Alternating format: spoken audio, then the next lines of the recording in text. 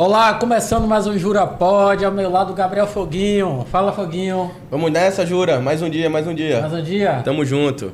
Tá cheio de informação hoje? Tá batendo legal hoje. É isso aí. E esse programa tem oferecimento da Dubai Magazine. Você que tá querendo reformar sua casa, passa na Dubai. Dubai fica na Rua Direta do Uruguai, bairro Uruguai, Salvador, Bahia. Você também pode acompanhar a Dubai nas redes sociais, no Instagram, no Facebook, ou então no site oficial. Vai lá, dubaimagazine.com.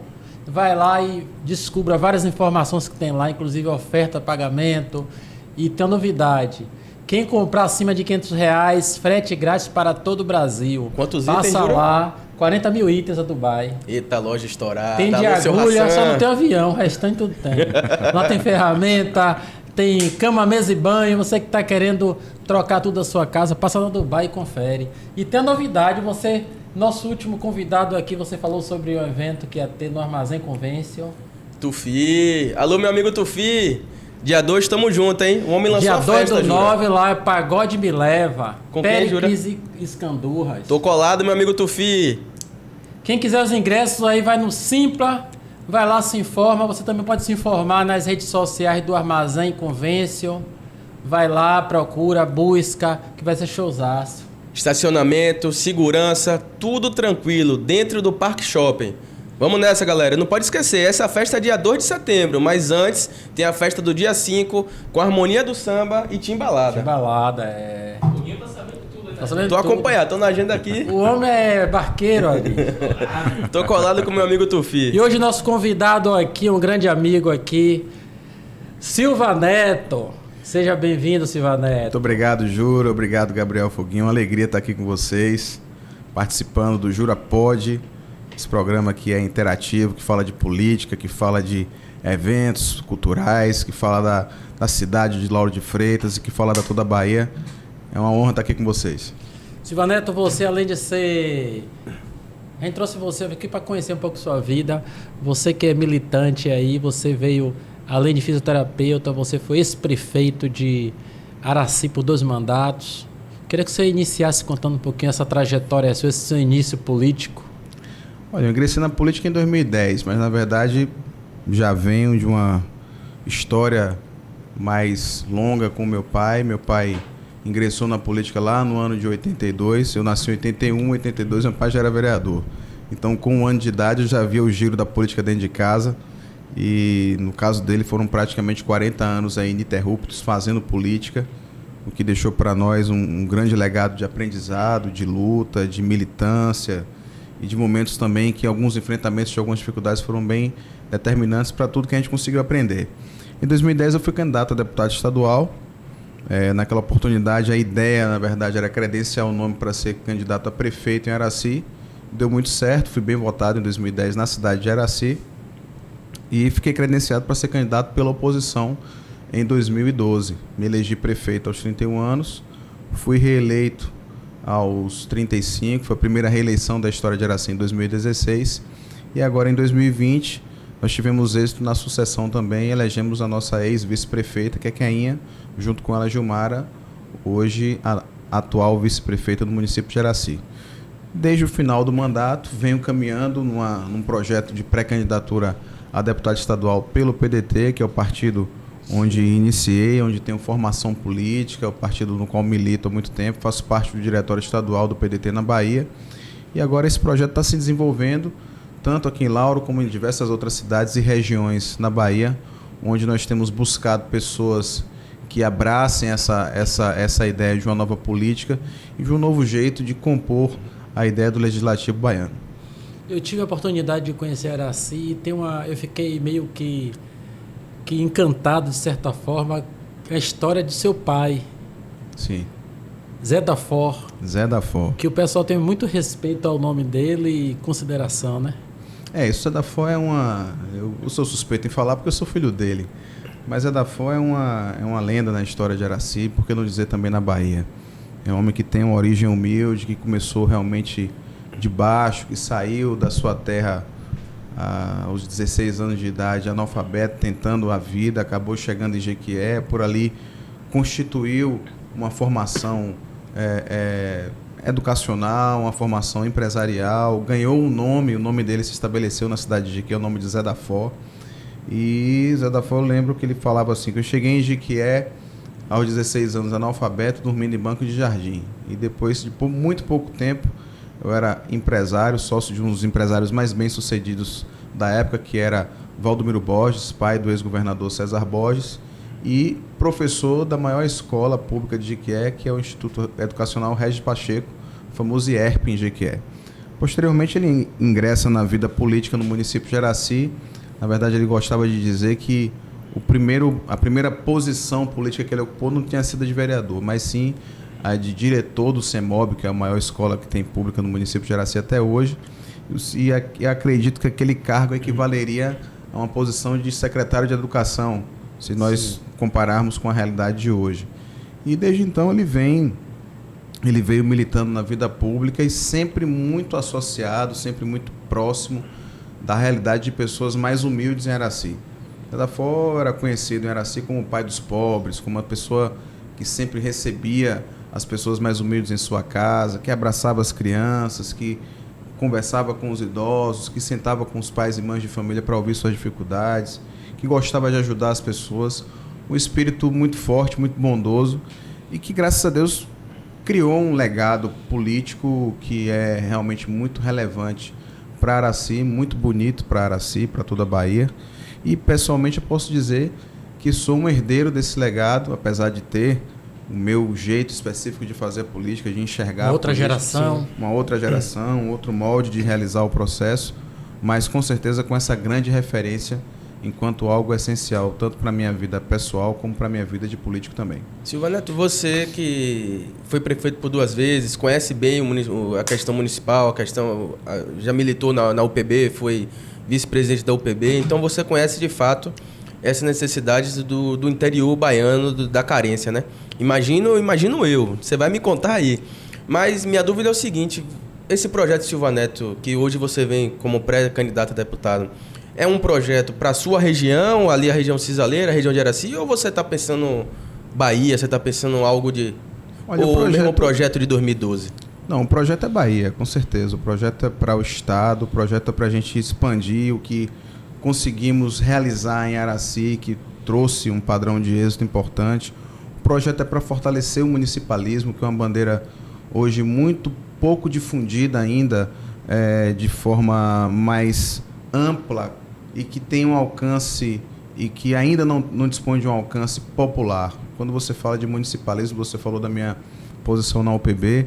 O municipalismo é um padrão de pensamento, de estruturação política e de administração pública, no qual a gente precisa realmente investir e acreditar que pode acontecer da maneira que a gente prevê e que a gente luta para que seja. Quando você pensa no município, sobretudo no município mais carente, como são alguns municípios do interior da Bahia, é um caso de Araci, você imagina que as pessoas muitas vezes são tão carentes que para nascer e morrer precisam de suporte do município. Para que tenha um suporte de saúde contínuo, mínimo que seja, é o município que vai arcar com as maiores despesas. Para que você tenha um suporte mínimo, muitas vezes, de segurança pública, por mais que seja a responsabilidade do Estado, das polícias militar e civil, nós temos estruturações nos municípios que vão bancar esse padrão de serviço. Se você pensa na educação pública, pelo menos na educação fundamental, você tem lá incentivo direto do município. Então, fortalecer a ideia de que essas estruturas de gestão, elas precisam ser mais bem financiadas, mais bem ajustadas no sentido de repasse, ter um novo pensamento com relação ao Pacto Federativo, que são aqueles percentuais que ficam ali na distribuição do bolo tributário entre União, estados e municípios, tentar reestruturar esse pensamento, o padrão de responsabilização e de responsabilidade que os gestores públicos municipais têm e que muitas vezes sofrem tanto com situações que chegam a ser constrangedoras por responsabilização em algumas situações que são negativas. Enfim, eu acredito que parar um pouquinho para avaliar esse processo e tornar essa bandeira realmente relevante, não somente no âmbito dos deputados federais ou senadores, que é por lá realmente que as grandes leis são modificadas, mas também numa estratégia política de envolvimento dos deputados estaduais, de uma Assembleia Legislativa envolvida com esse contexto, é extremamente importante. Eu acredito que se nós tivermos municípios mais fortes, nós teremos pessoas vivendo melhor. E fortalecer o município precisa ser uma bandeira contundente, uma bandeira institucional da política, da nova política. Eu acredito muito que isso precisa acontecer. Fora esse padrão voltado para uma política da nossa parte, que venha a se expandir um pouco mais pela Bahia, eu já estou rodando com uma pré-candidatura desde o ano passado. Já visitei todas as regiões da Bahia, já estabelecemos situações de alianças em mais de 150 municípios do nosso estado. Então o trabalho tem sido realmente muito contundente e eu acredito que ele será exitoso. Mas espero que seja somente exitoso se nós pudermos implementar, através de um plano de atuação parlamentar, soluções para as pessoas, assim como aconteceu em Araci. Eu finalizei a minha gestão em 2020, às 18 horas, entregando veículo novo na praça, autorizando o processo licitatório para obras, entregando obras, e graças a Deus tivemos uma continuidade desse trabalho através da gestão de quem é Gilmara hoje.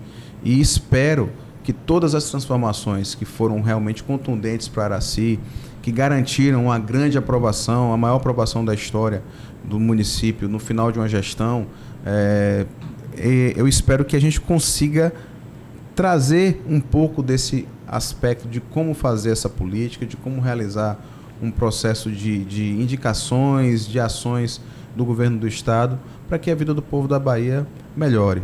E essa busca ativa, não somente por apoios políticos, mas por um entendimento mais amplo da realidade do estado, ouvindo as pessoas, visitando os lugares, vendo de perto para entender realmente o que é que acontece com as pessoas, sobretudo aquelas mais necessitadas do nosso estado, que estão aí espalhadas a distâncias enormes da capital ou dos grandes centros da Bahia, né, que são pessoas que precisam realmente de uma mão do estado mais forte. Então, entender um pouco essa realidade faz com que a gente, de certa forma, aprimore a capacidade de realizar um plano de atuação parlamentar que seja totalmente adequado àquilo que a Bahia precisa.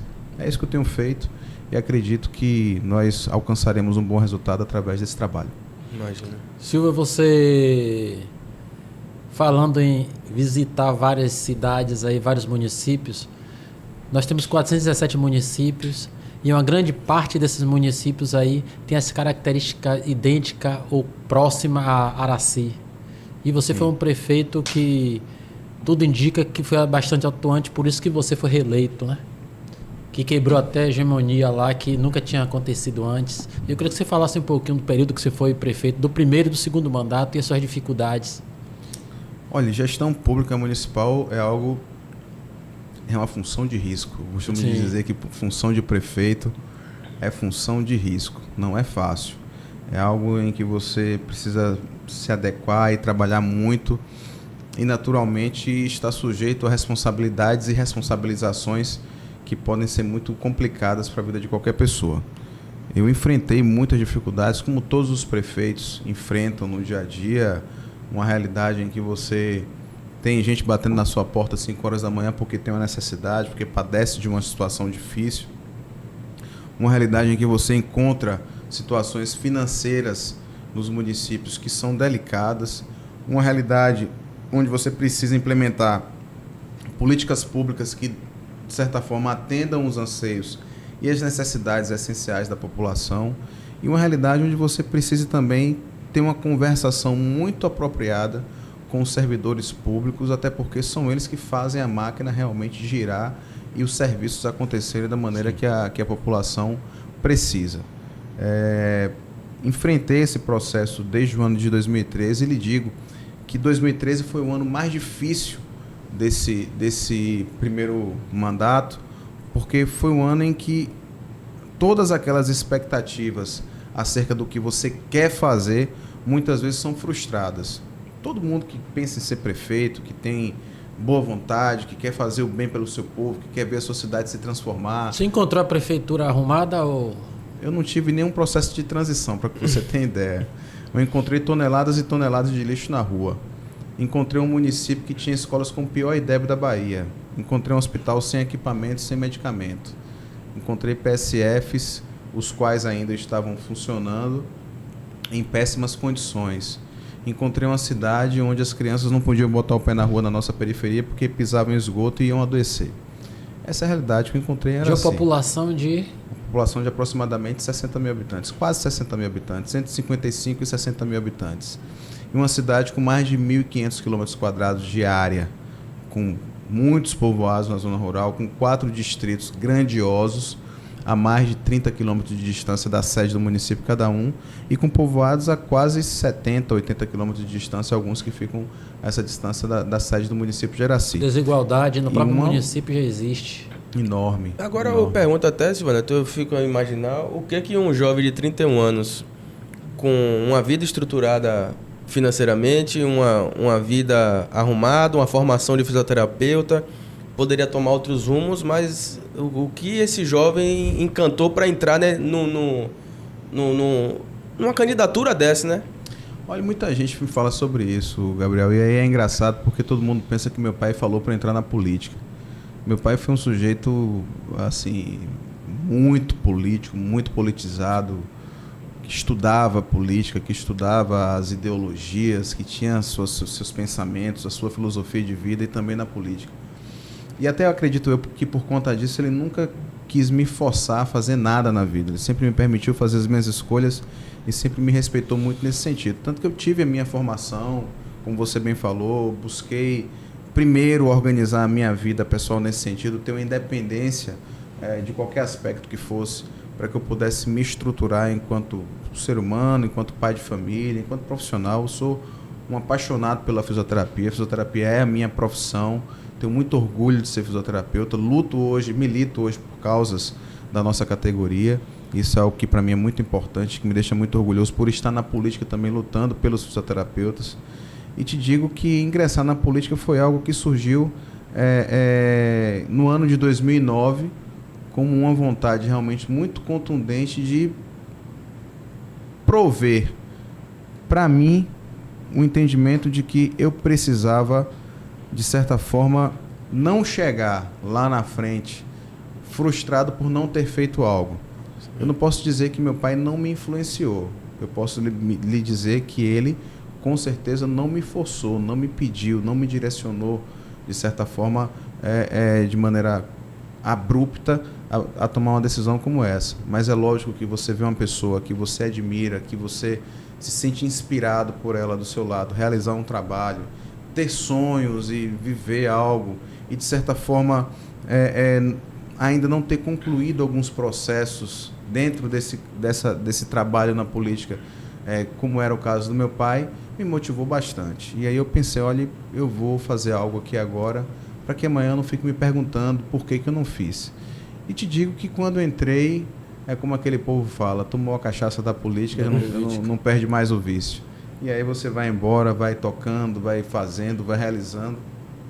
E graças a Deus eu tive a alegria de que em todos os processos de eleições e de disputas em campanhas eleitorais em que me envolvi, nós tivemos êxito. Eu digo nós porque somos uma equipe, somos um grupo político, hoje um grupo ainda muito maior do que foi aquele constituído em Araci, lá em 2010, porque hoje é um grupo que está na Bahia inteira.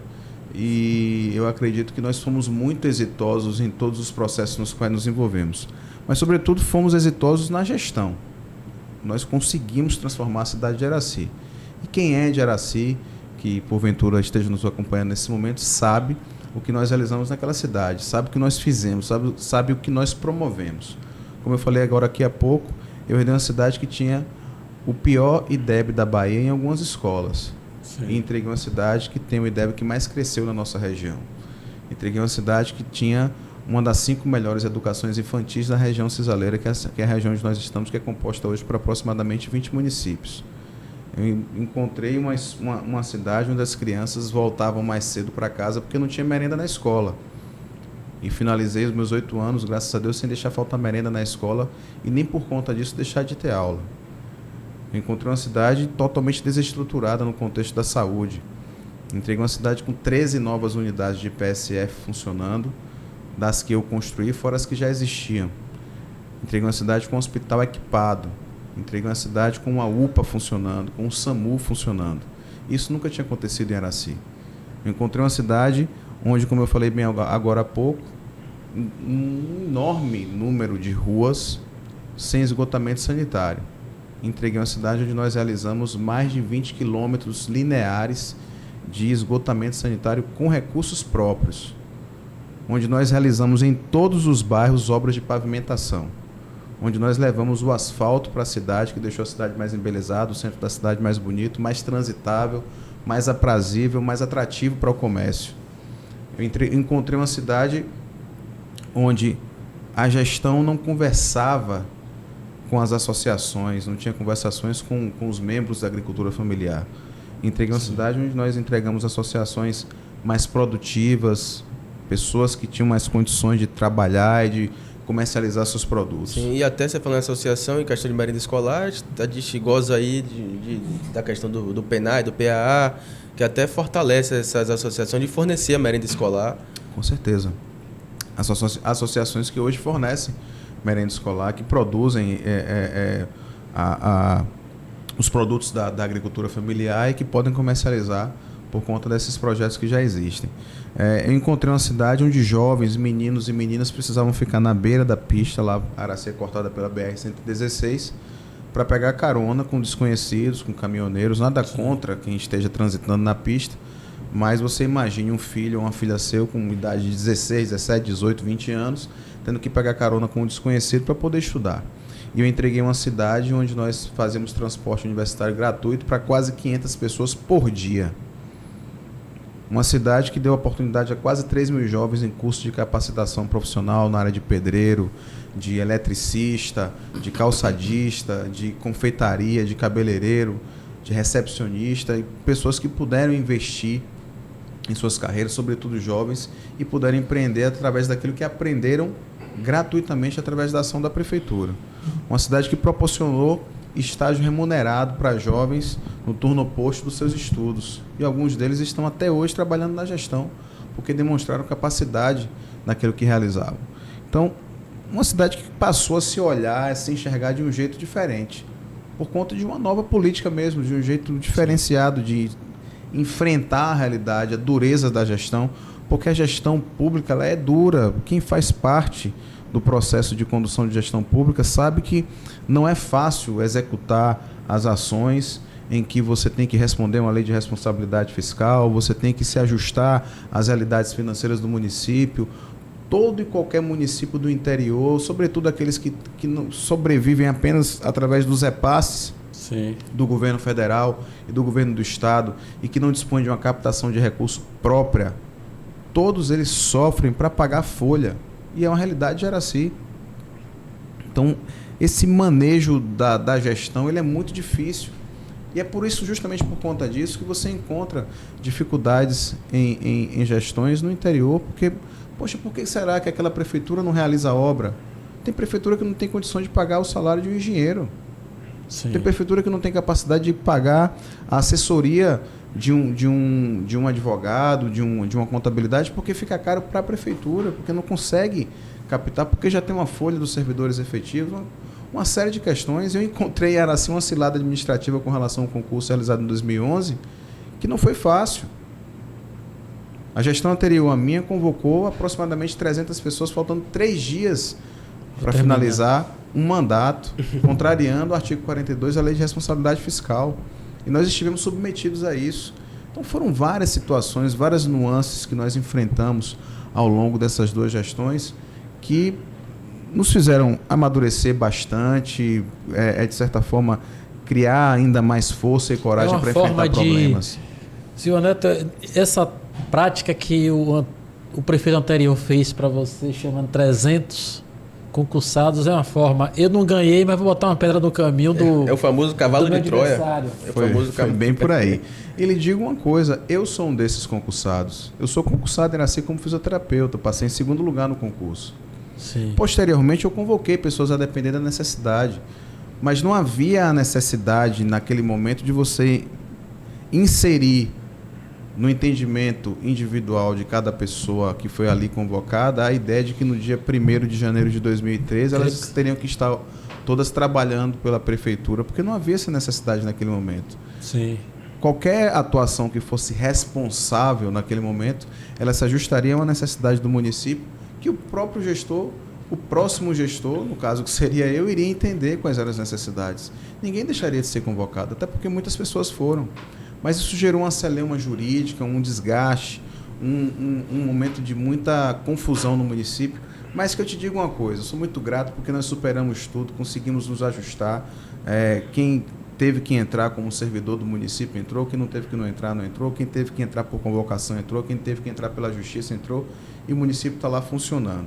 A realidade é, Araci hoje tem um número de funcionários efetivos muito maior do que municípios que tenham, em média, a mesma população. Essa é uma realidade. E isso traz um fator de complicação, sobretudo quando se trata de lei de responsabilidade fiscal. Esse é um problema que todos os gestores enfrentarão daqui para frente.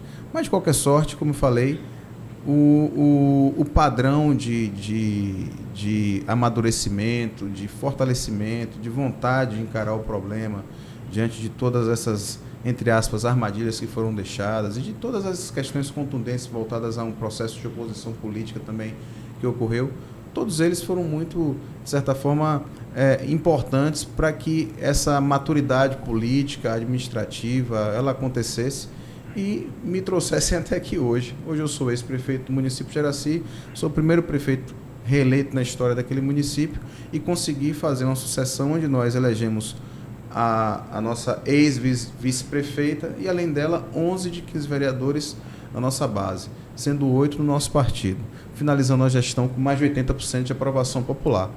Essa é a realidade que nós encontramos em Araci hoje, que aconteceu graças a todo esse histórico, que foi um histórico de enfrentamento, de luta, que exigiu muito mentalmente, fisicamente, emocionalmente, espiritualmente, de todas as formas, mas que, graças a Deus, nos preparou para que esse momento de hoje estivesse aqui acontecendo com a relevância que tem, com a importância que tem para Araci, mas também para todo o estado da Bahia. Conseguimos encarar um desafio que, de certa forma, nos fez entender que há a capacidade para desafios maiores, e ocupar um espaço hoje na Assembleia Legislativa, naturalmente que será um desafio maior, mas será um desafio já provido de uma capacidade de atendimento, de enfrentamento muito grande. Isso é uma forma, porque, como eu acabei de falar, em 417 municípios, às vezes o cara vê Silva Neto, o nome Silva Neto, pré-candidato a deputado estadual. O cara diz assim, é novo, será que tem experiência, de onde veio? E até, de certa forma, você mesmo contando sua história, e o cara conhecendo, a pessoa consegue identificar se o candidato ou pré-candidato tem capacidade ou não para seguir. Puxa o currículo, né, Jura? Puxa o currículo. Puxa o currículo, com certeza. E uma questão que ele está falando aí, por uma pré-candidatura que ele está levantando, que está em 150 municípios, ele está tratando aí de 1/3 do estado.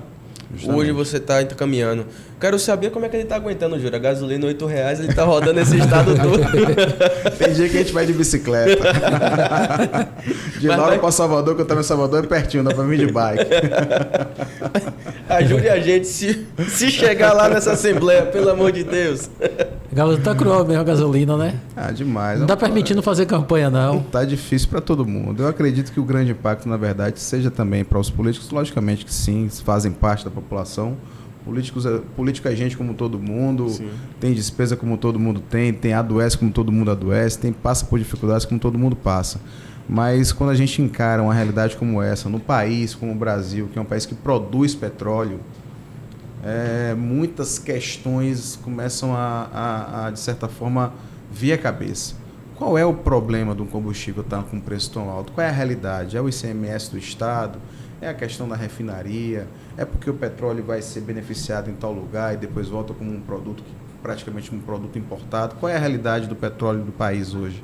Eu acredito que estabelecer uma política de preço no país é algo emergencial. A gente precisa pensar nisso de maneira muito séria, muito contundente. Não sou digo aqui muito humildemente que não sou um profundo entendedor dessa área, mas sei o impacto que isso causa no processo da economia como um todo.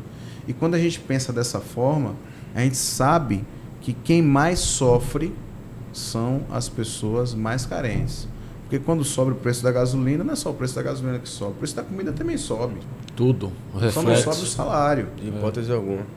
E aí você vai lá no empregador e você, poxa, o empregador está pagando uma gasolina cara, está pagando os seus insumos mais caros, como é que ele vai aumentar o valor do salário dos seus empregados?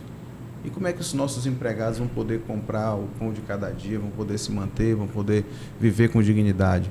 Então, pensar numa estruturação séria com relação à economia do país, algo que garanta o mínimo de segurança para as pessoas, é algo extremamente urgente para o nosso momento político hoje, e estabelecer políticas públicas que se pautem num equilíbrio, né? E não numa condição em que a polêmica da política, a polêmica da disputa prevaleça antes daquilo que é realmente necessário para o povo.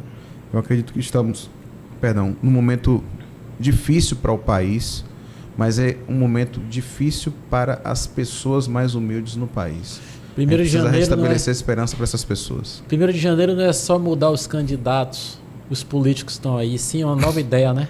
Sim. Com certeza. Para sentar e se discutir. Não é só mudar o peão, né, Júlio? Tem que mudar o tabuleiro. Seja o governo federal, estadual, tem que sentar para rever essas situações. Com certeza. Agora, Silva Neto, uma construção como a sua candidatura, que a gente vê que um ex-prefeito que trabalhou pelo seu município, que vem com a vivência do interior.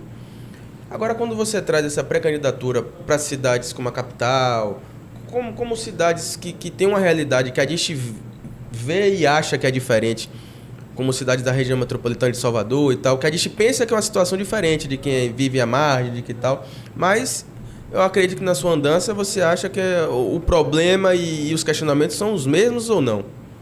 Olha, cada realidade é diferente. Eu tive em abril, por exemplo, em Luiz Eduardo Magalhães. É uma realidade totalmente diferente da nossa aqui. Aparenta estar em outro estado, aparenta estar em outra Bahia, mas é Bahia. E a gente precisa sentir orgulho de ter na Bahia uma Bahia tão diferente, tão diversa, tão bonita, tão rica, né? Eu tive agora há pouco em Ilhéus, que é uma grande cidade do sul da Bahia, uma cidade com uma relevância cultural e econômica para a região sul muito grande. E é uma realidade diferente do que a gente vive aqui, por exemplo, em Lauro de Freitas. E, poxa, quando você sai de uma cidade desse tamanho, e aí na semana retrasada eu estava ali em Centro-Sé, que é ali no Vale do Rio São Francisco, uma cidade que fica aproximadamente 200 quilômetros de Juazeiro, com uma realidade difícil, uma realidade social delicada, e você se depara com um povo que está à beira de um rio e que precisa produzir, que precisa trabalhar, e você ouve relatos desse mesmo povo de dificuldade à água.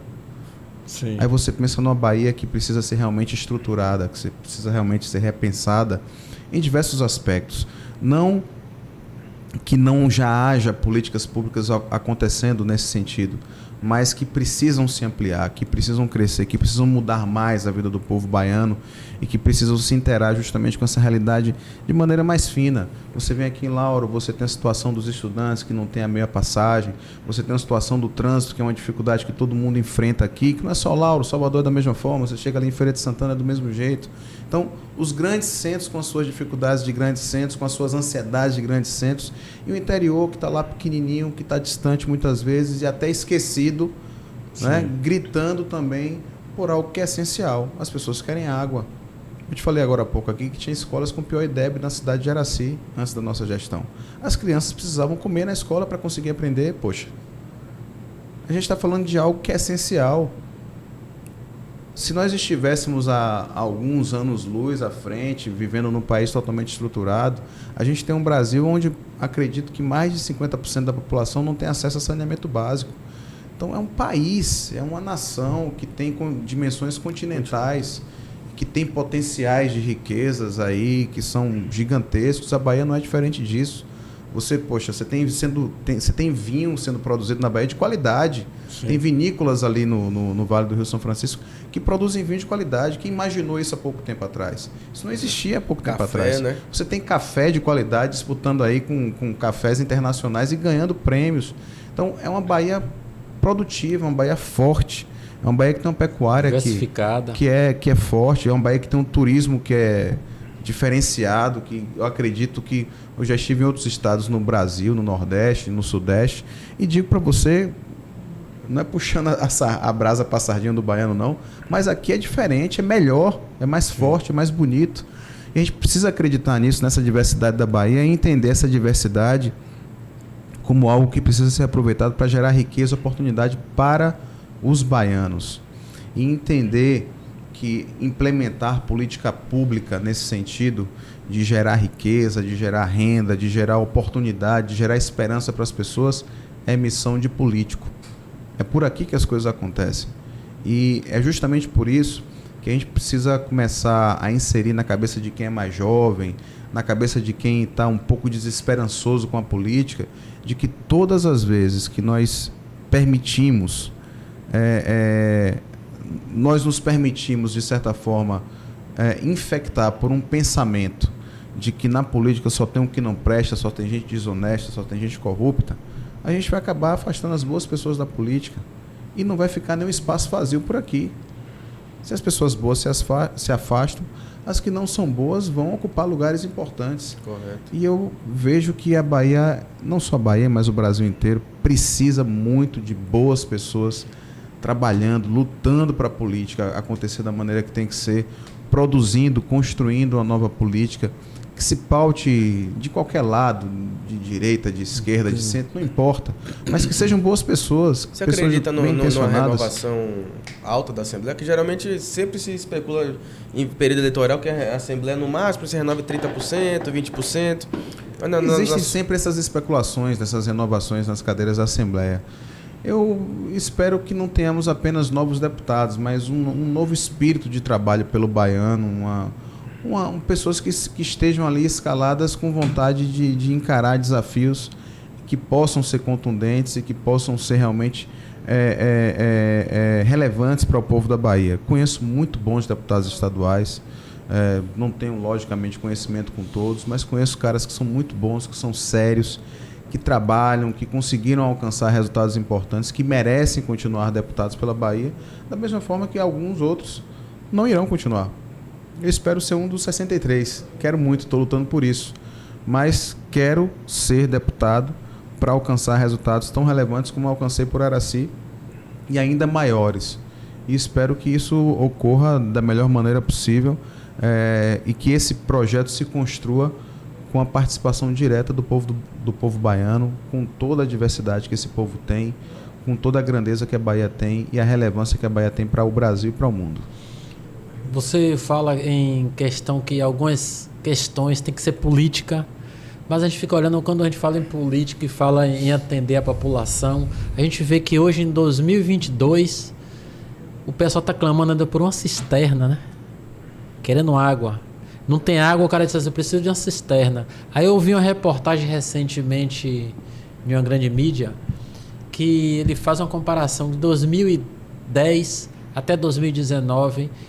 O governo federal bancou mais de 140 mil cisternas. De 2009 até agora 2022, só bancou 400 cisternas. E o pessoal estava clamando que não tem onde armazenar água de chuva.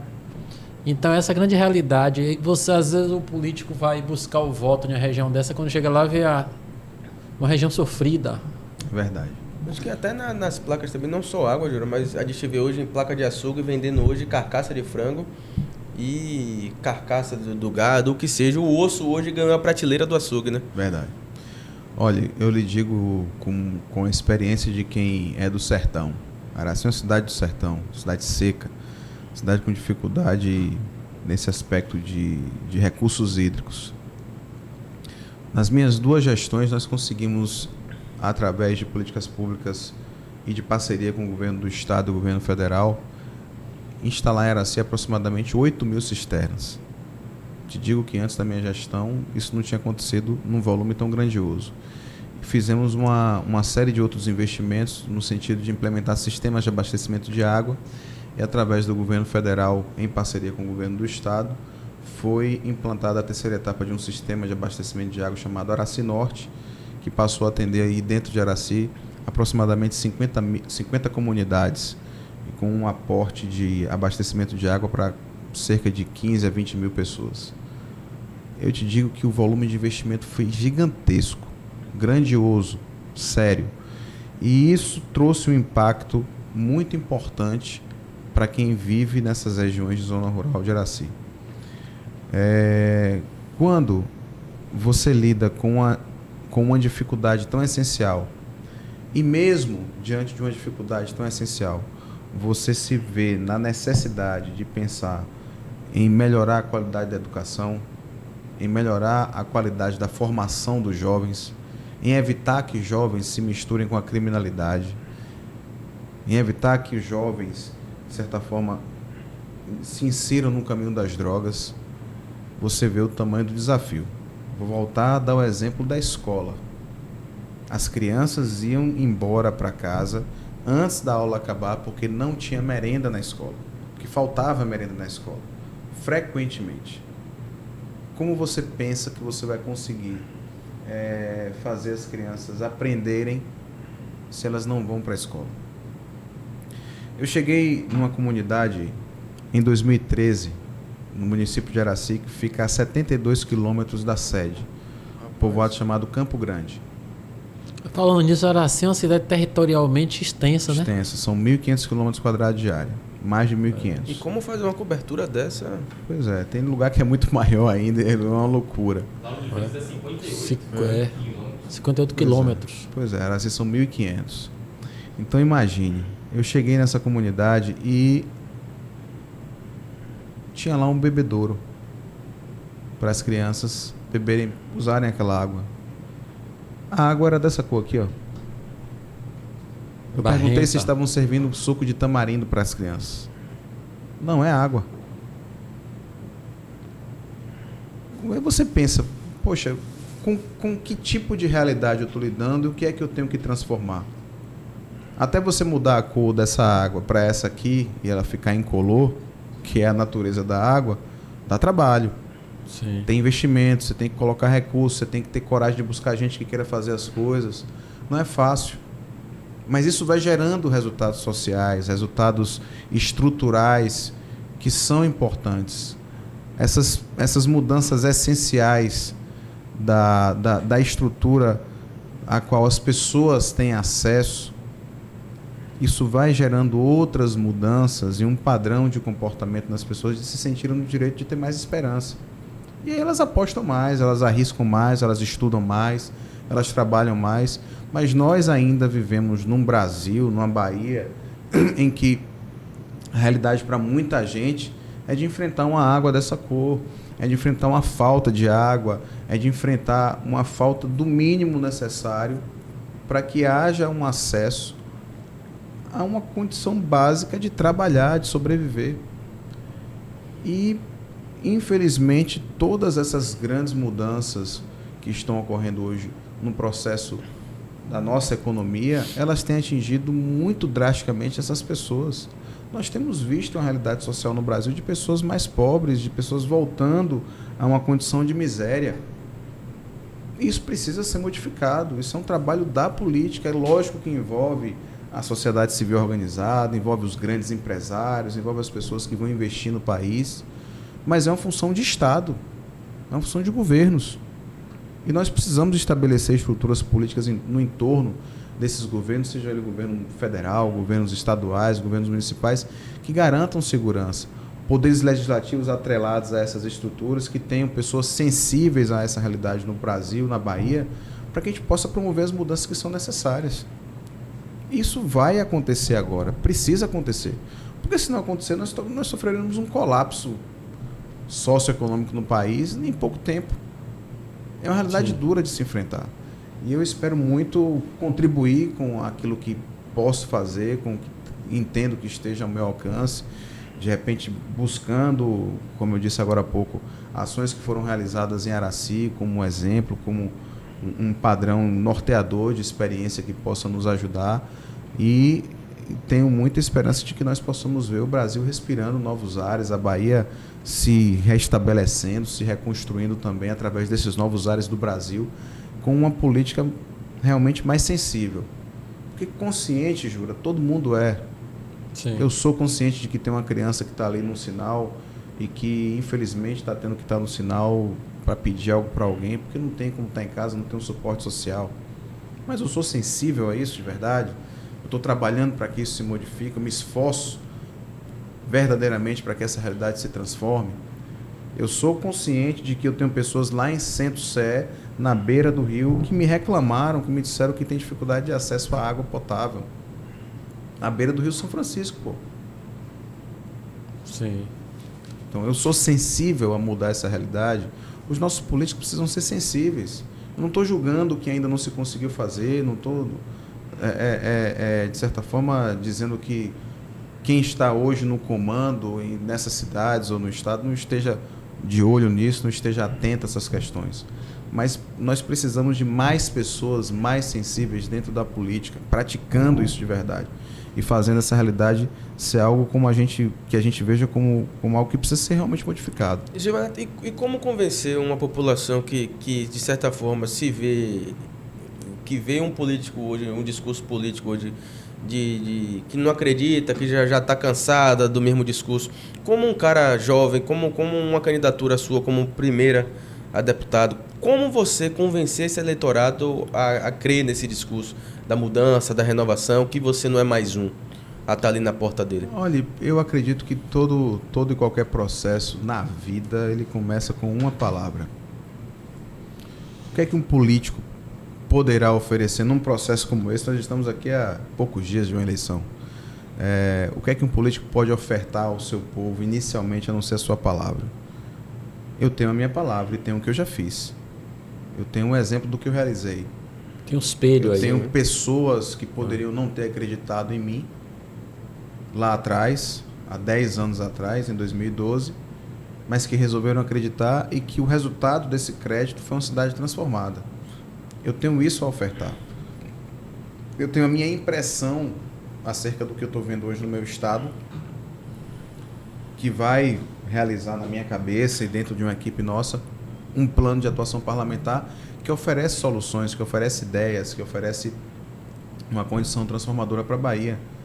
E tenho uma palavra que irá reforçar isso, de que eu vou trabalhar bastante para que esse plano se execute, de que eu vou incomodar o governo do estado, seja ele qual for, para que as coisas aconteçam, de que eu vou lutar, de que eu vou me esforçar para que essas políticas que eu penso que sejam essenciais para esse momento da Bahia, elas se fortaleçam, tenham um financiamento, tenham um olhar diferente do governo do estado, que tenham um ajuste de acordo com a realidade de que o governo também possa alcançar. Não adianta você propor coisas inexequíveis para ninguém. Não adianta você chegar para o governo do estado e dizer que ele tem que fazer uma ponte de Lauro até Salvador, porque essa não é a realidade do que a gente precisa. Sim. A gente precisa propor aquilo que é real. Precisa indicar aquilo que está dentro da pauta do que pode ser realizado. E é bom até quando você traz essa questão quando você foi até vice-presidente da UPB, essa questão do municipalismo, que você versa isso, é bom até nossos ouvintes, nossos contribuintes aí, dos nossos telespectadores, saber que o deputado, a função dele, o prefeito tem sua função, é local, mas o deputado, ele rege a Bahia, ele trabalha por todos os municípios, então nem sempre o deputado ele fica preso àquele município, ele está alocado a todos. Sim. Essa é a ideia. Então, o deputado, se você vem lá com sua força de Araci, vem, mas você pode lutar por uma Salvador, você pode lutar, carregar a volta desse município todo. Então, é bom até, porque a galera pode ficar até presa, pensando assim, não, ele foi prefeito de Araci, eu não quero ele perto daqui, porque ele só vai puxar a sardinha para lá. Não, o deputado é do estado, da Bahia, não é um prefeito, não é um vereador, né, Jura? Com certeza. A ação do deputado estadual, ela é, eu poderia fazer uma comparação básica aqui com a ação do vereador. O vereador, ele não é vereador somente do seu bairro, ele é vereador do município como um todo, ele tem responsabilidades em atender o município. O bom vereador, ele vai atender o bairro que é da sua base, mas vai atender os outros também. O bom deputado vai atender os seus maiores redutos eleitorais, as pessoas com as quais ele tem mais proximidade, e vai atender as outras regiões, as outras cidades também, até porque todo e qualquer político que se preze, ele precisa entender que o alcance daquilo que ele faz e que seja positivo sempre precisa ser maior. E o resultado desse processo de um alcance maior das ações que sejam positivas também é mais voto. Não adianta ser hipócrita aqui e dizer que o político não quer voto, não quer mais voto nessa ou naquela região. Todo mundo quer, todo mundo vai trabalhar por isso. Mas se ele trabalha de maneira contundente em seu mandato, se ele atua, se ele é sério, se ele dá atenção, se ele mantém o seu gabinete participativo, aberto para que as pessoas tenham acesso, com certeza o resultado vai acontecer. Então, buscar isso de maneira contundente agora e esse crédito, que é muito natural que existe aquela coisa meio barrista em alguns lugares, existem municípios que são mais barristas do que os outros, mas existem municípios que estão mais abertos a conversar e a receber pessoas, inclusive novas propostas dentro da política. E eu acho que isso só tem a alimentar a política. E, logicamente, que expor isso para as pessoas, expor essa ideia de uma atuação parlamentar, de certa forma, mais ampla, não exatamente genérica, mas mais ampla em todo o Estado, que alcance realmente essas demandas do Estado, é algo que nós temos feito e eu entendo como algo essencial para esse processo de construção. A construção é de um plano de atuação parlamentar para um deputado estadual, que irá conferir as demandas do seu Estado, não somente do município onde ele tem mais voto, não somente do município onde ele foi prefeito, não somente da região onde ele atua, né, presencialmente ou historicamente um pouco mais.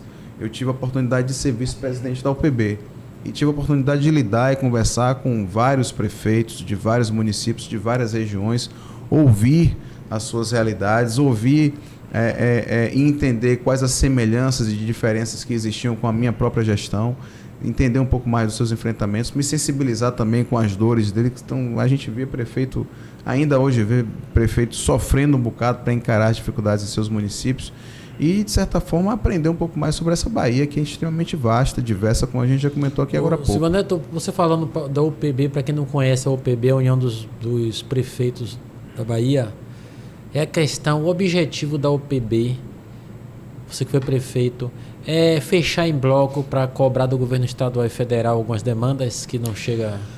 Olha, eu tenho dito hoje e percebi de que a função essencial da UPB é aprimorar as gestões públicas municipais no estado da Bahia. E isso tem sido feito. Nós temos uma equipe na UPB, eu sou muito suspeito de falar, adoro, quero mandar um beijo para quem estiver lá na UPB me vendo agora.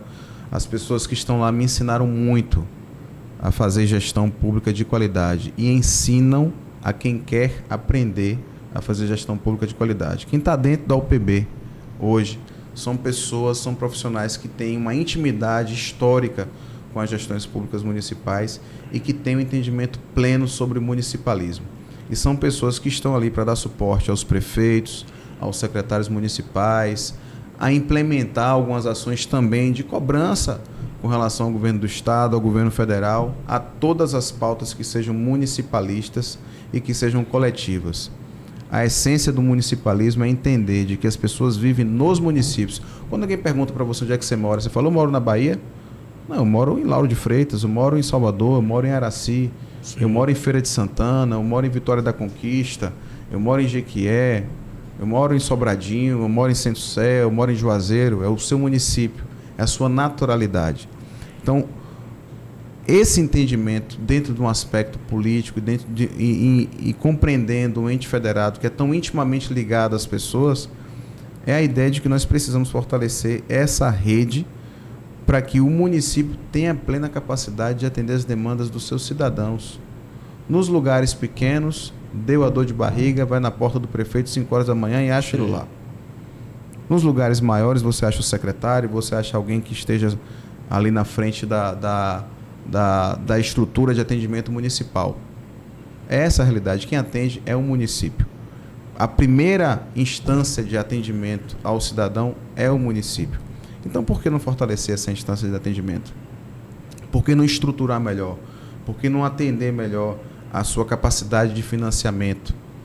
Então, essa estruturação ela é necessária e toda a pavimentação desse entendimento, de certa forma, ela se desenvolve dentro da UPB hoje. Além disso, nós temos ali um bloco político forte, contundente, com prefeitos, com vice-prefeitos, com vereadores que participam também de muitos movimentos e que fazem, com certeza, a diferença em alguns acontecimentos políticos na Bahia. E eu digo para você de maneira muito tranquila, de que todas as vezes que você tem blocos políticos que estejam, todos eles, ligados a ações que sejam bem orientadas e bem intencionadas em prol do desenvolvimento, em prol do seu povo, esses blocos precisam ser ouvidos, precisam se fortalecer ainda mais, precisam de mais crédito. E a UPB ocorre dessa forma. E eu sei que a estrutura que existe lá dentro, eu digo estrutura humana mesmo, que existe lá dentro é a melhor que a Bahia poderia ter. Eu vi durante esse período em que estive na UPB, em todas as manifestações municipalistas em Brasília, a Bahia sempre levar o maior número de prefeitos. A Bahia sempre levantar as pautas e ser atendida de maneira séria e ser ouvida. Porque nós dispomos aqui dentro de uma instituição que é séria e que tem realmente muita força e muito respeito lá fora. E aqui dentro vem se desenvolvendo ainda mais, são mais de 350 municípios, hoje tem a presidência do prefeito de Jequié, Zé Cocá, que tem feito um grande trabalho. Lá atrás fomos eu, Eures, Paulinho, esse prefeito de Juazeiro, tinha Beto também, Beto Maradona, esse prefeito de Caculé, que faziam parte da diretoria, Caca Requião também fazia parte da diretoria, Rogério de Santo Estevão, prefeitos realmente comprometidos com o municipalismo, comprometidos com os seus municípios, que alcançaram grandes resultados de gestão, mas, sobretudo, abraçaram a bandeira do municipalismo na Bahia e formataram ali dentro da UPB, junto com a equipe de trabalho da UPB, uma grande referência para todas as outras gestões públicas municipais. Mesmo porque você falando isso aí pra gente, mesmo porque hoje não tem condições de um político se candidatar a prefeito e pegar os problemas do município, botar debaixo do tapete, porque a informatização tá aí agora. Como. E o 5G tá chegando aí. Então, com certeza, as informações não tem mais aquele município, apesar que a gente tem aqui 417 municípios, tem município que é precário de condição, como você falou, a questão da prefeitura, que não tem condições de arcar com tudo, a dificuldade financeira é muito grande, mas a informação está chegando e aí os prefeitos de outra cidade têm informação daquela cidade, então aquele político que vai ser eleito, dizer, não, eu vou controlar aqui 4 anos e os problemas vão debaixo do tapete, não existe engudo, mais. Né, Júlio? O político engudo não tem mais vez. Não tem como.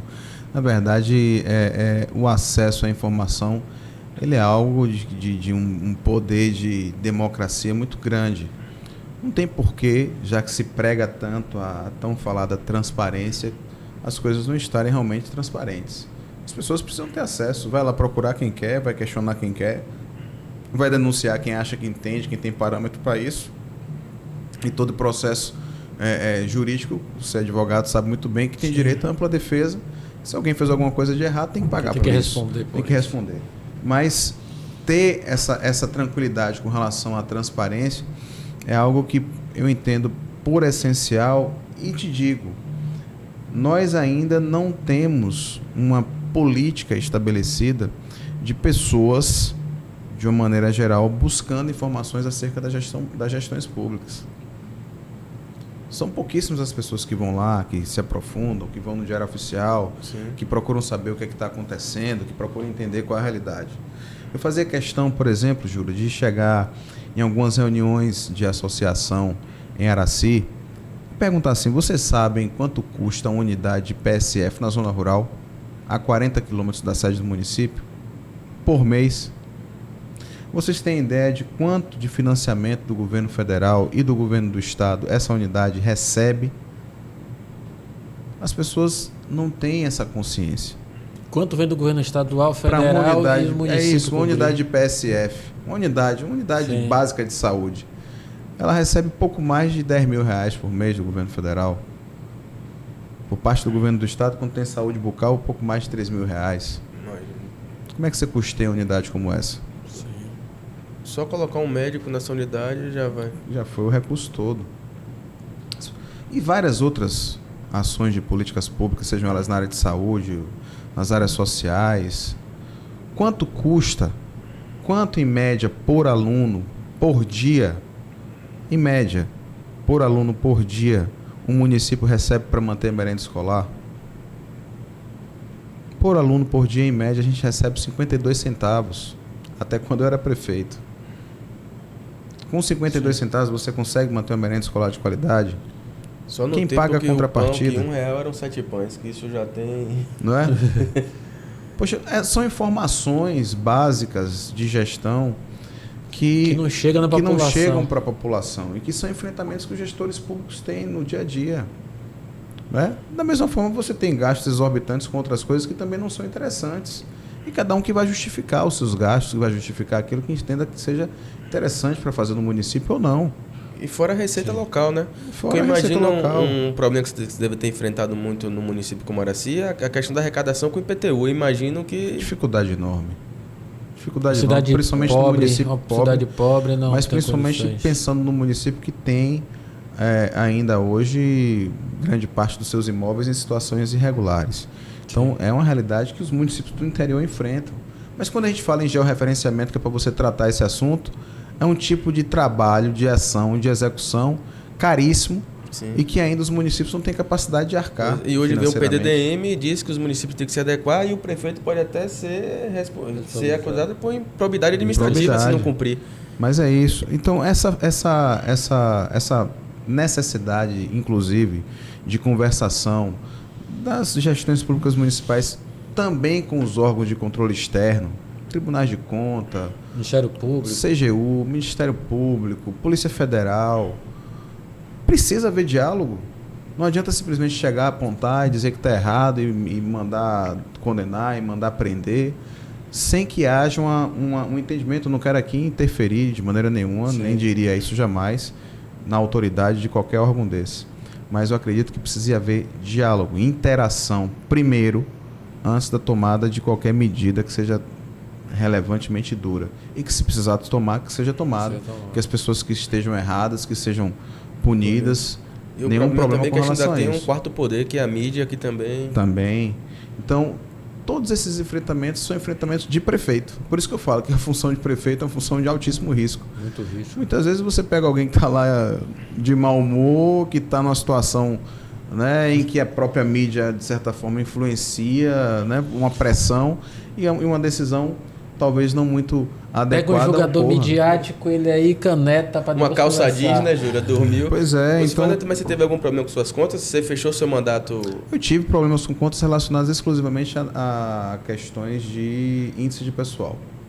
Araci é uma cidade que hoje só os efetivos já superam o índice de 54%, que é o limite previsto pela Lei de Responsabilidade Fiscal. Eu tive contas rejeitadas em função dessa questão, mas que depois foram aprovadas. Você vê que essa é a realidade da Bahia. Tem muitos municípios Uma aqui. realidade extensa da Bahia. Então, Grande ficha limpa. parte dos... Graças a Deus, tudo tranquilo, sem Mas problema. eu digo no sentido de, Silvaneto, no sentido que eu digo que a única atividade remunerada que tem naquela região é a prefeitura. O maior empregador, né? É o maior empregador. É o maior empregador. Mas essa realidade específica no caso de Araci, Araci, como eu falei agora há pouco, tem um grande número de servidores efetivos. Isso impacta na questão da Lei de Responsabilidade Fiscal. É lógico que se você for avaliar os vários outros aspectos da gestão pública municipal, a gente entende que em alguns aspectos ainda há necessidade de mais servidores em algumas áreas.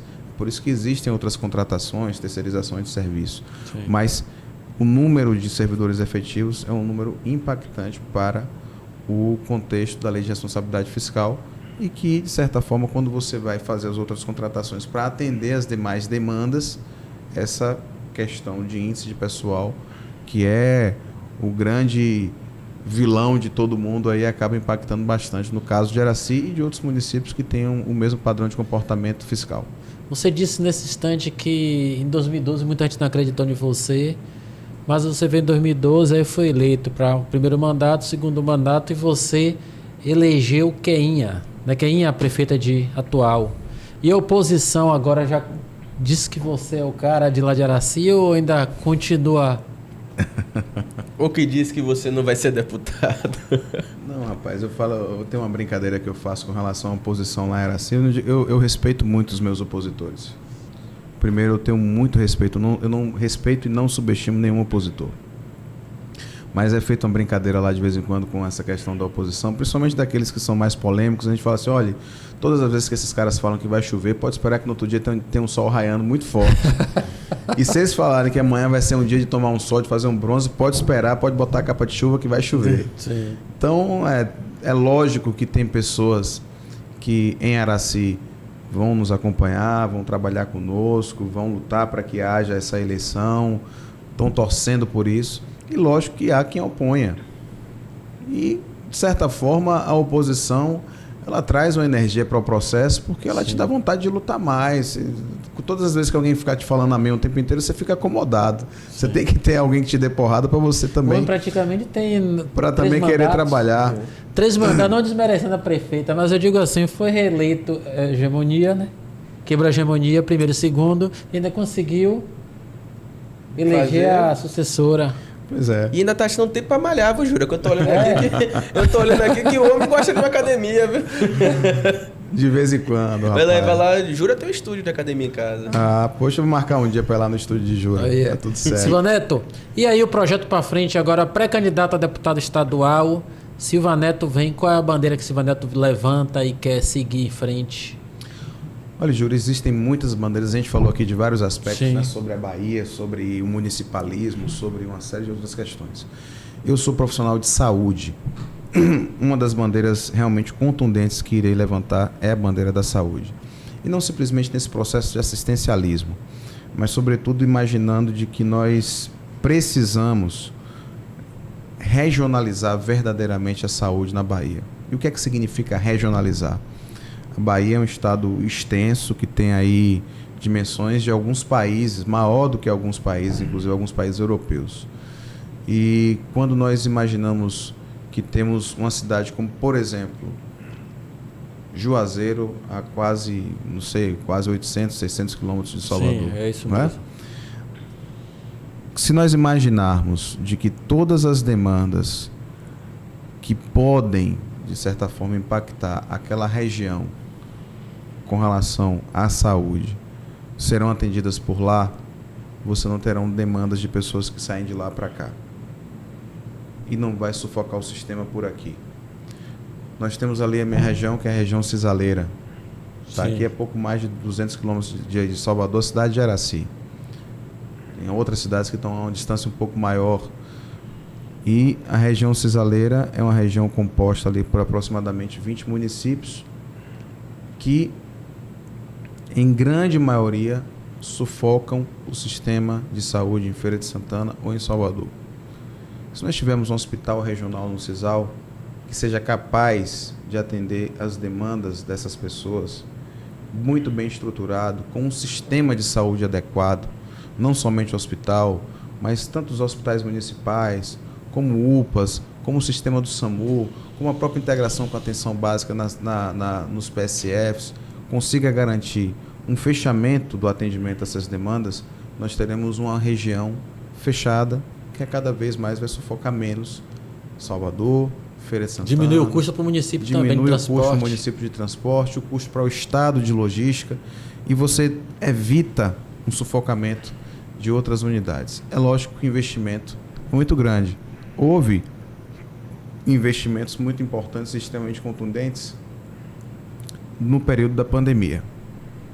Eu não sei se vocês lembram, mas eu pelo menos vi isso de perto em Araci, porque eu estava prefeito.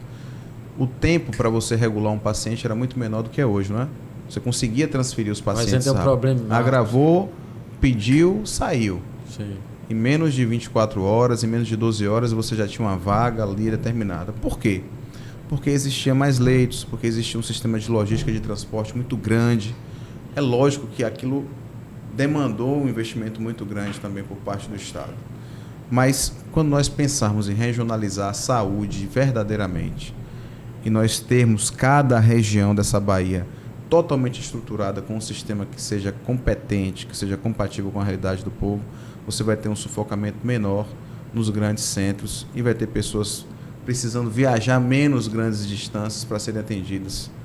Eu acredito que esse processo ele precisa ser realizado no Estado, precisa ser incentivado pelo Poder Legislativo, precisa ser pensado, aparelhado pelo Poder Legislativo para que as indicações de maneira contundente aconteçam, lógico, com a discussão, com a equipe técnica de CESAB e todas as outras unidades que possam acontecer. Eu penso num trabalho muito sério, muito contundente, muito mais amplo do que se realiza hoje com relação à nossa juventude. A nossa juventude precisa de oportunidade, precisa de formação profissional, precisa de capacitação, precisa de incentivo ao empreendedorismo. Nós temos políticos hoje empreendedores na Bahia que são pessoas muito bem-sucedidas e que inspiram as outras pessoas. E nós precisamos buscar nessas pessoas bem-sucedidas, não somente nos políticos, mas nas outras pessoas, quais as alternativas de política pública que a gente pode implementar para, de repente, fazer um jovem entender que ele pode ter esperança de ser alguém bem-sucedido no futuro. De que forma o Estado pode participar ativamente disso? De que forma o Estado pode ser uma força que mobilize esse sentimento nas pessoas? Qual o tipo de implementação de política pública que tem que ser feita nesse sentido? Eu acho que a gente precisa pensar seriamente nessa configuração. Nós temos uma Bahia que ainda sofre muito hoje, Jura, com a violência contra a mulher, com a violência doméstica. Correto. Principalmente na pandemia, teve um aumento demais, uma gigantesco. ampliação muito grande, as mulheres dentro de casa, os homens também, aquela coisa, aquela tensão, e isso ocasionou uma ampliação muito grande desses números. Nós precisamos... Falando nisso, Silvana, você não acha que precisa, nesse aspecto, dar um 360 não para ver? Eu acredito que essa política não está funcionando. Nós temos Eu acredito que talvez a política precise se ampliar um pouco mais. Em Araci é um dos primeiros municípios da nossa região a implementar o Centro de Referência da Mulher. Imagine o seguinte, uma mulher chega numa delegacia para prestar uma queixa de violência doméstica. Quem ela acha na delegacia, na grande maioria das vezes? Um delegado. Homens. Sim. Nada contra homens. Mas mulheres, num momento como esse, precisam de um atendimento de mulher. Precisam de uma outra mulher que entenda, que se coloque no lugar dela, que entenda a fragilidade daquele momento que ela está vivendo. Que entenda o padrão de vulnerabilidade no qual uma mulher se encontra por ser fisicamente menos forte do que um homem e que naturalmente seja mais suscetível a situações como essa. Porque de fato acontecem. Sim. E nós não temos uma política pública ampla nesse sentido. Quais os municípios hoje que têm centro de referência para a mulher funcionando? Quais os municípios hoje, como Araci, por exemplo, onde nós deixamos uma mulher na delegacia para atender as outras mulheres? Paga pelo município. Por que essa política não está no Estado? Por que esse financiamento não está no Estado?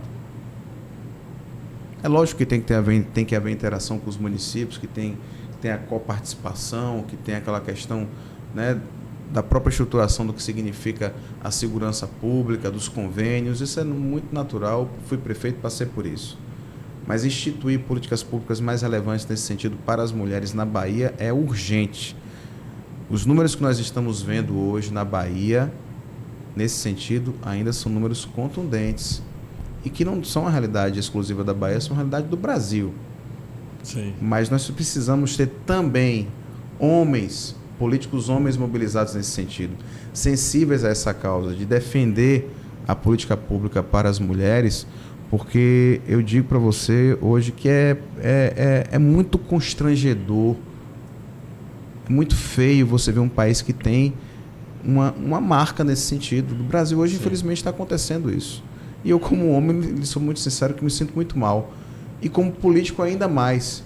E me vejo nessa função e nessa condição de discutir um pouco mais com as mulheres essas alternativas, até porque nenhuma dessas mulheres, ou a grande maioria delas, é incentivada a prestar queixa, a falar a verdade sobre o que acontece e a dizer do risco que corre todos os dias ao chegar em casa e estar deparada com o seu principal agressor, muitas vezes.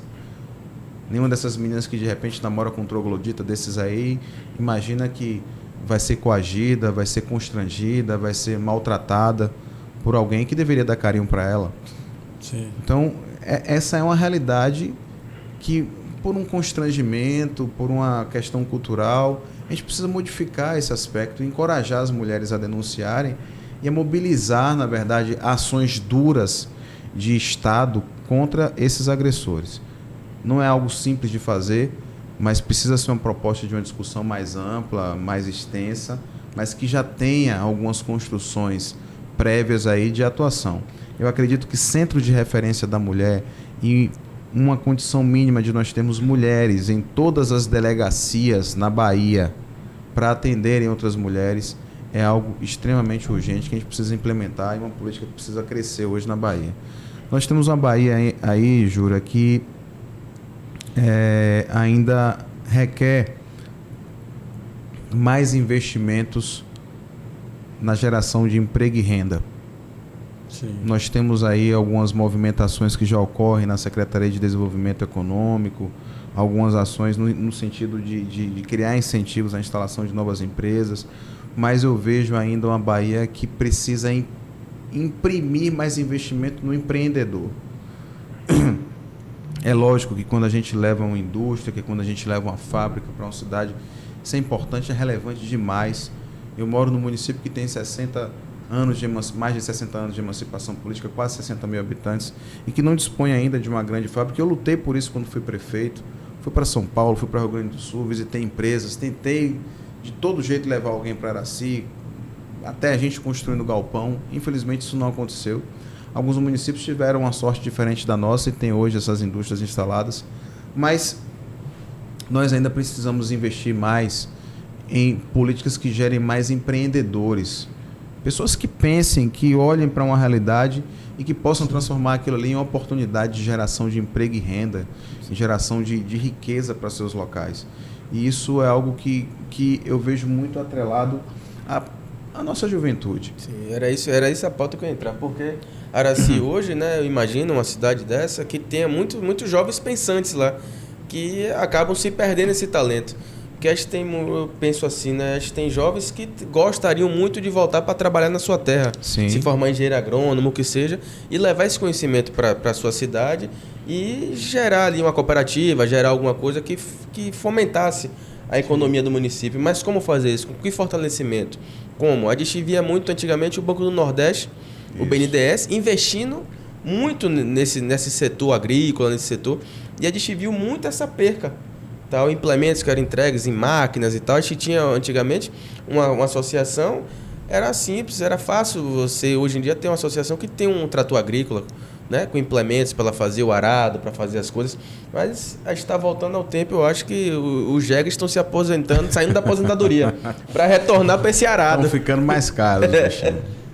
Tá tirando a moto da roça e botando... Não, a Pop 100 não tá mais tangendo gado não, porque a gasolina tá cara. Eu lhe digo que lá em Araci nós fizemos essa política de formação e capacitação profissional com muitos jovens, foram quase 3 mil pessoas, um investimento muito grande. E eu pensei assim entre 2019 e 2020, um pouco antes da pandemia, qual seria o próximo passo. No nosso caso lá, o que a gente iria fazer seria uma grande contratação do Sebrae, para pegar essa turma que aprendeu a fazer uma atividade, que aprendeu a trabalhar, e agora, meu amigo, você vai ter que aprender a fazer o seu negócio. Você vai ter que aprender a dar valor ao seu serviço ou ao seu produto. Você vai aprender a vender aquilo que você sabe fazer. Sim. Infelizmente, a pandemia, né, impediu que esse processo acontecesse, mas eu acredito que empresas como o Sebrae, o próprio Senai, em grandes parcerias com o governo do Estado, elas podem promover grandes ações, grandes transformações no nosso Estado e gerar muito mais oportunidades. Então, essas políticas elas estão sendo pensadas para o nosso plano de atuação parlamentar. E uma outra coisa assim, que eu acho que é muito importante, nós temos a Bahia aí que tem sido dita como o Estado que não tem tido uma boa qualidade na educação. Eu acredito que isso precisa ser discutido mais profundamente. O aluno que faz hoje o uso do ensino médio no governo do Estado, sob a responsabilidade do governo do Estado, ele é oriundo, em sua grande maioria, de escolas no ensino fundamental dos municípios. Eu não percebi, durante esse período de gestão, uma intimidade, uma aproximação pedagógica até, entre equipes de educação do governo do Estado, das escolas de ensino médio e com as escolas do município. Não existe essa interação. Não existe essa conversação, não existe essa história de você preparar aquele aluno que vai sair lá do município para ingressar no governo do Estado, para que ele tenha qualidade. Imagine, você tem... Poxa, o que o município recebe é a grade curricular da educação, diz você aplica isso lá. De que forma está aplicando? É isso, justamente. Então, talvez essa interação pedagógica, talvez alguns projetos que encaixar a engrenagem. Que, né? É isso, que promovam esse encaixe maior, vão fazer esse aluno sair de lá do município mais acelerado, mais forte, mais robusto em seu aprendizado, para chegar aqui no ensino médio entendendo verdadeiramente as dificuldades que ele vai enfrentar para o seu aprendizado e aprender um pouco mais. Sim. E um outro padrão de incentivo, uma outra geração de perspectiva para esses alunos, uma outra abertura de horizonte. Para estar lá na frente, mano, como você disse que você criou o transporte para levar os estudantes, para até esse estudante chegar a esse nível de beber desse transporte e ele trazer, não precisar fazer o êxodo de alugar um apartamento em outra cidade, Isso. ter que viver, ele já trazer esse conhecimento e manter na cidade com a engrenagem rodando. Justamente, a ideia justamente é essa. Hoje, graças a Deus, em Araci, Gabriel, você se depara com meninos e meninas que, graças a Deus, têm lá sua formação de nível superior, advogados, engenheiros, fisioterapeutas, enfermeiros, várias profissões, nutricionistas, várias profissões que a gente viu que são pessoas que, poxa, deixaram de pegar carona com desconhecidos para ter um transporte digno através do governo municipal. E o resultado disso é uma população qualificada, é um povo de qualidade. Sim. Mas é lógico que muitas vezes o mercado deixa de aproveitar quem tem qualidade por conta de uma falta de ideia de empreendedorismo. Então, ensinar o cara a ser empreendedor, a maneira, eu sou um advogado, como é que eu vou abrir meu escritório, de que maneira que eu vou colocar meu letreiro, qual a maneira que eu vou divulgar o meu serviço, você tem as redes sociais, você tem a mídia, você tem uma série de questões que você precisa aprender, que você se desenvolver, porque tudo é uma questão de maturidade, da própria convivência com o mercado de trabalho. E esses pontos precisam já ser, de certa forma, pré-orientados em algum padrão que pode ser, sim, de política pública de Estado. Por que não? Por que não pensar nisso? Por que não pensar que você vai preparar pessoas para lá na frente serem bem-sucedidas? Sim. Por que não pensar que o Estado, que o município possa se inserir nesse processo? E por que não pensar que isso pode ser uma política pública financiada pelo governo do Estado? Por que não pensar que é justamente isso que, de repente, a nossa população mais jovem está precisando? Porque a gente pensa em tantas coisas, poxa. A gente a gente está fazendo mais do mesmo o tempo todo. Sim.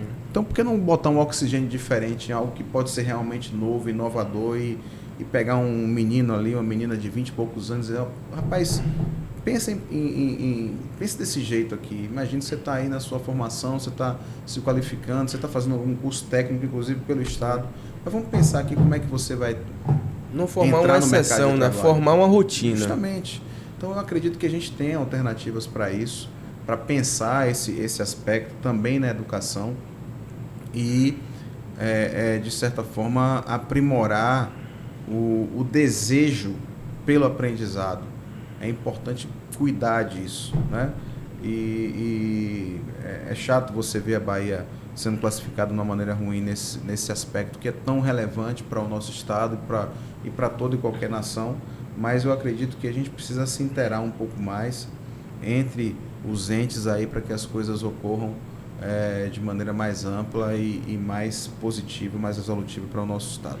Silva Neto, dia 16 do mês que vem, em agosto agora, já começam as eleições.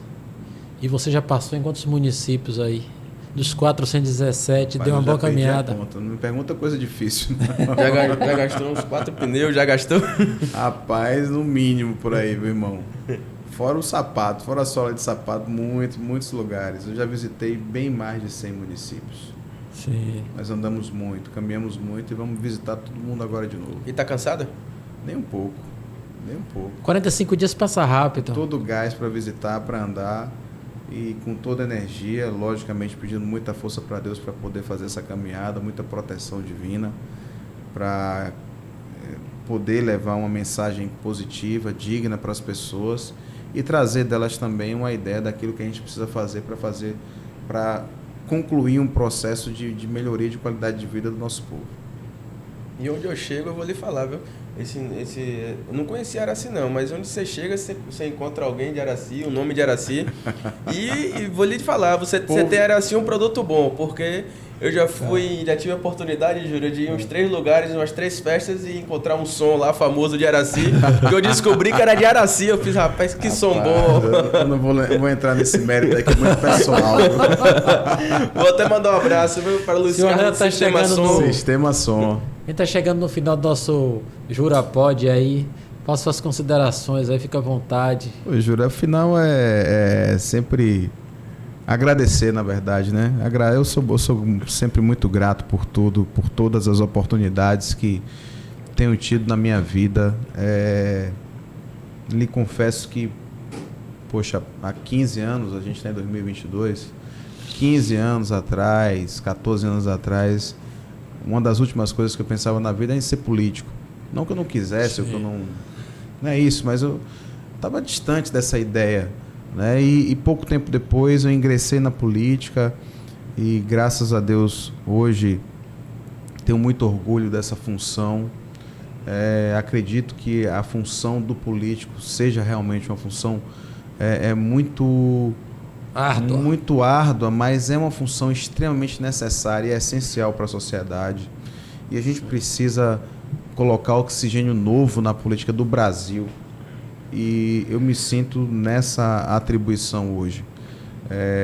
Tenho um desafio grande pela frente como político, como ser humano, que é encarar uma campanha agora para deputado estadual no meu estado, que é um estado grande, diverso, sofrido em alguns aspectos, e entendo que essa responsabilidade me foi dada primeiramente pela vontade de Deus. Eu acredito que fazer política é fazer bem pelas pessoas, é mudar a vida das pessoas para melhor.